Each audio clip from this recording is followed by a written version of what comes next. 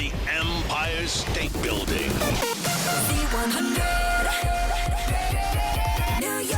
you so much for being here. This is exciting. This is a big day for me. Thank you for sharing it with me. Honestly, it's like, what? Like, we are in the future and I have new music. Like, that is a prayer that I've been praying for so long. I'm just sitting here going, I asked God, like, I was like, just use me. Like, let me use what is my purpose? Like, I know that the only thing I'm good at is the songwriting thing. People like react to it. Like, can I do that again, And so that's been the journey, and this is the day. Like, you got me a bouquet. This is the day. So it's a big deal, really big deal. This is the day. When I was chatting about your album, I'm like, oh, it's not out until the 15th. And I was like, today is the 15th. Oh my God. Today is the Yeah. 15th. Wow. A reset. Gwen Stefani, a multi-talented icon whose career spans music, fashion, television, rising to fame as a lead vocalist of No Doubt with hits like Just a Girl, Don't Speak, went on to achieve solo success with chart toppers like Holla Back Girl. Known for her bold style, trend-setting fashion line Lamb, Stefani has also made her mark as a coach on The Voice, 3 Grammy Awards, iHeart Awards, records broken worldwide. Your influence continues Oh my gosh, as hold on. your influence continues as you gear up to release your latest album, Bouquet, showcasing your ever-evolving artistry. Thank you. That was ridiculous. I mean, what are you doing? Who wrote that? That's crazy. Thanks, Daniel. How does like hearing that feel? I was kind of listening, but at the same time, I was like, I was like distracted by so many words. I honestly swear, I thought about this morning. The thing is that I cannot believe like how blessed I've been to be able to do music. Music is so powerful, and it just really touches, so it connects us, and we need each other, right?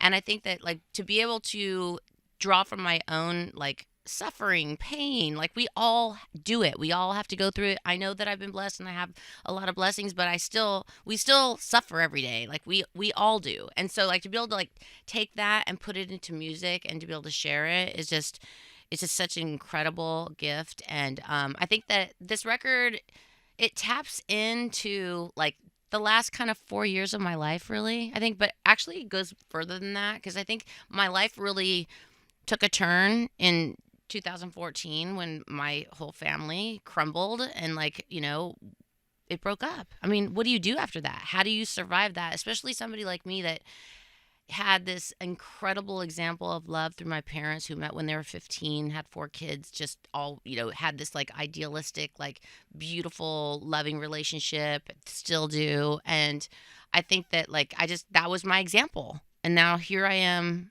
like 20 years into my life and love, and I have to pick up the pieces and see what that dream's going to look like. And I think this record really kind of is a bouquet of new memories and new love that kind of created what this new dream looks like, which is even bigger and better than I could have imagined. So, yeah. I hear you when you say about this idea of love growing up, because my parents too, so in love, like, and then you're growing up and you hope to emulate that. And I haven't been through that cycle yet, but it's so crushing thinking that you have that too, and then it gets ripped out of you without your control. Yeah. But then you get a second life at it. Yeah. Yeah.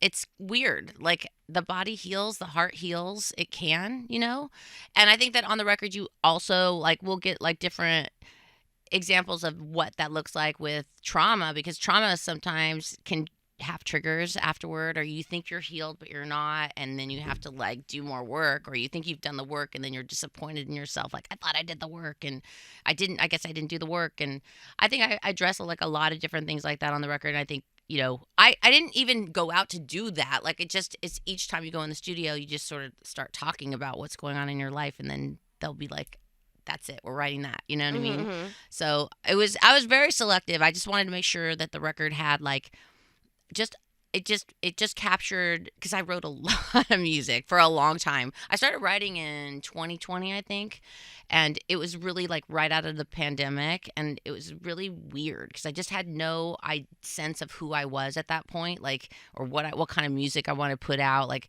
I've just danced in so many different like genres and had different existences till now. You know what I mean? So I was like, who am I? This cannot be me chasing me. Like, this needs to be me, like, existing right now, not competing with me or the world. It just needs to be pure. And it needs to be from like it needs to be like from an artistic, like, pure place, you know? And so I feel like I hit that for myself. For myself, right? Yes. Like, Well, I was hearing you on Elvis this morning, and you were saying, I didn't really want to go back. Like, there are parts where I are back a little bit, but I wanted to be present.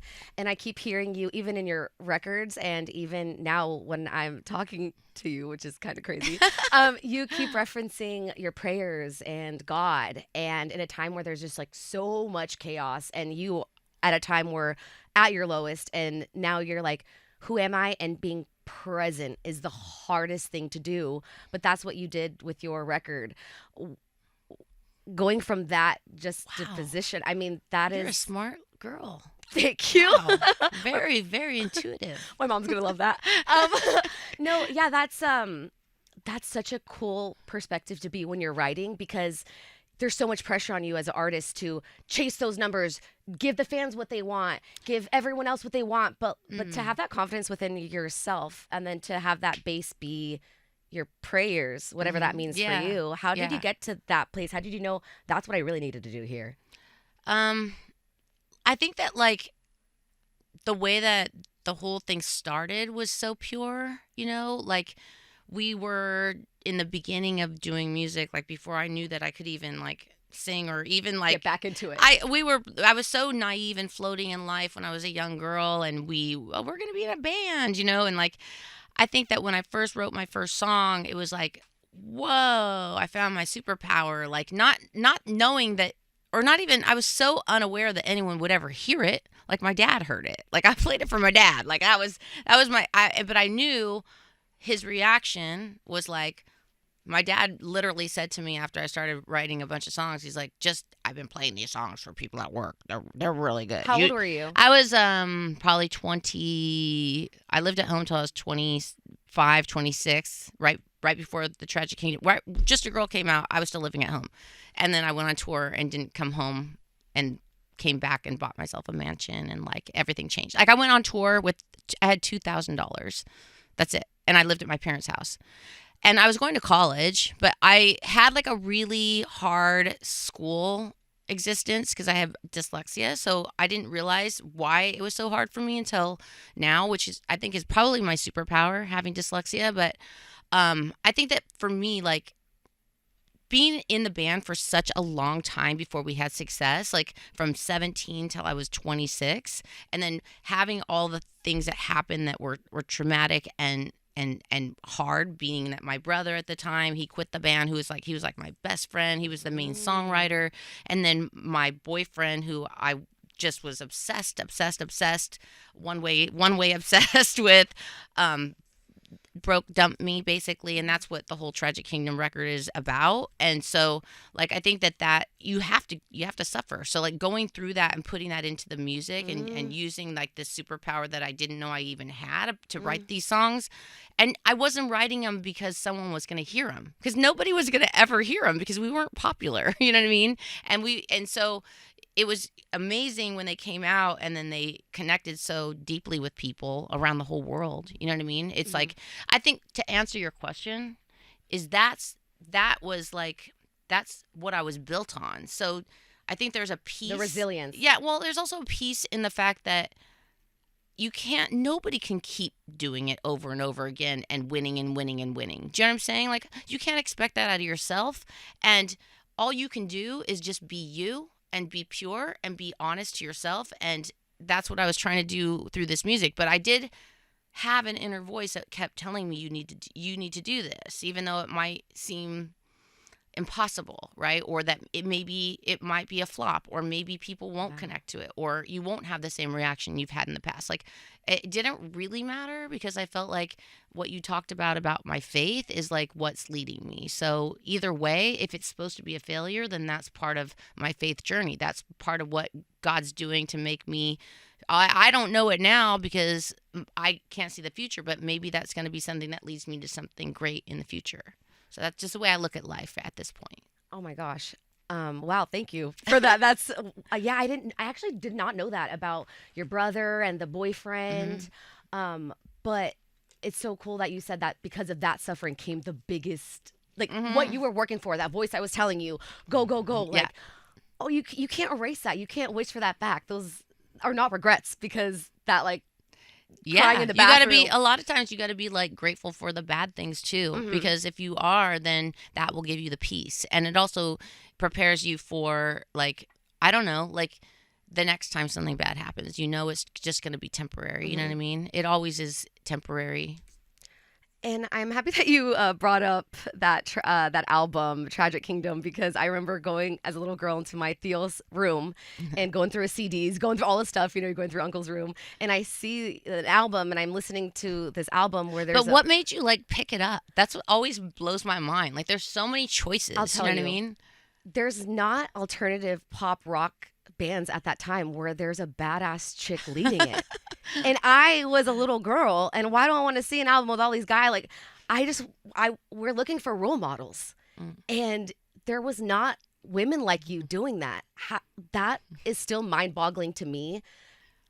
What does that even mean to you, that you are that for so many people at a time where there wasn't anyone else?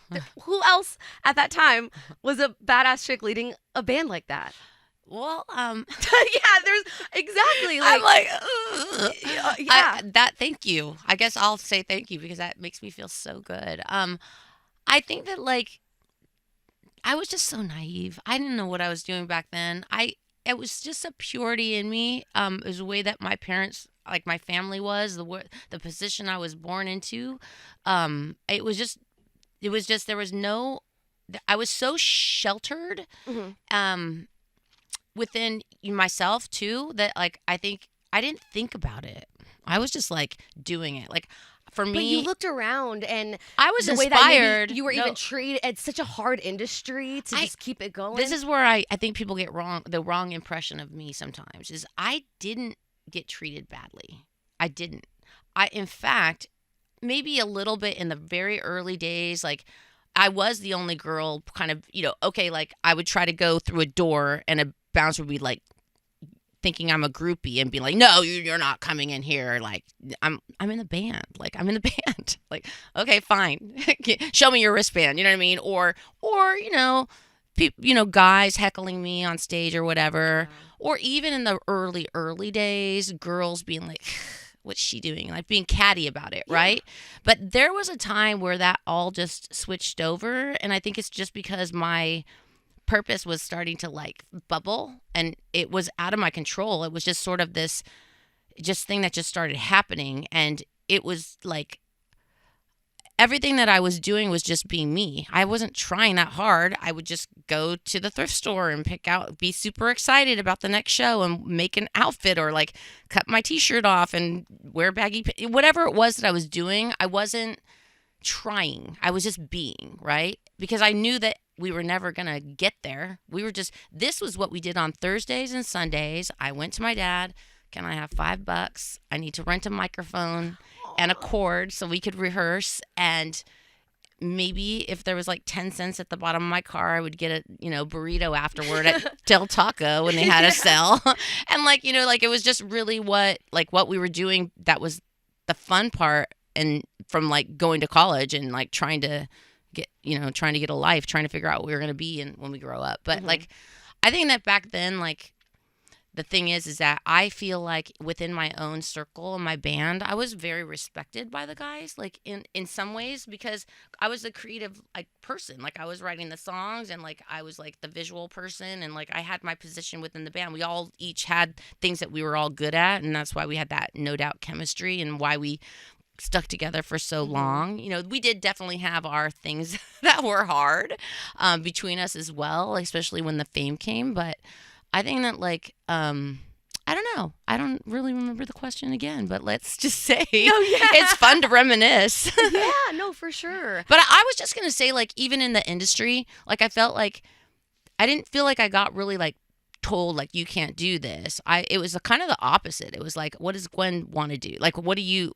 I felt like I was respected, and Supportive. that was like that's what was enabling me to keep going. You know what I mean? It was like people were turning to me for my ideas and like trusted in as time went by. Exactly. I was earning this like trust in the creative visions that I was having. So I don't know. I just think that that's one thing I always want to say, because it wasn't me against the world. It was more me against me.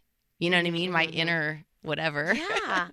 And the me that we are getting now with Bouquet, I mean, this is a 95% love record. And then we have the lead single, Somebody Else, right? Yeah. And we open it with a heartbreak, but then everything else is just up, up, up, up, love, love, love.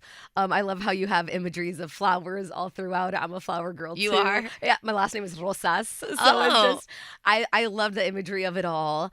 And it's so cool that you're in a place where you're able to rebuild that love and rebuild that trust. That was, you were in such a pit when, like you mentioned, your family fell apart. But now there's this like new light of, you said, you can't believe it can even get better than, it's better than anything.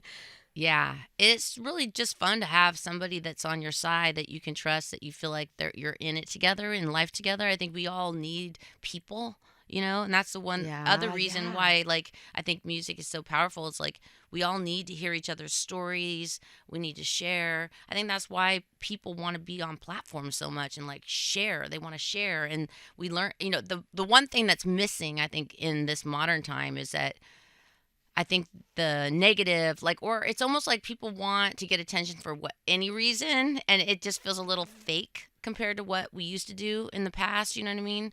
But at the same time, it also helps so much. Like I've gotten so much healing from just other people telling their disaster stories, and me just going almost like not even like epiphanies from other girls talking about maybe the trauma they've had in their lives, and you know, on a documentary or whatever it was, and me going, oh my gosh, I didn't even know that I went through that. That's what I was going through. It's like, because I think that when you do go through trauma, there's like layers of an onion you're peeling off, right, to try to get healed.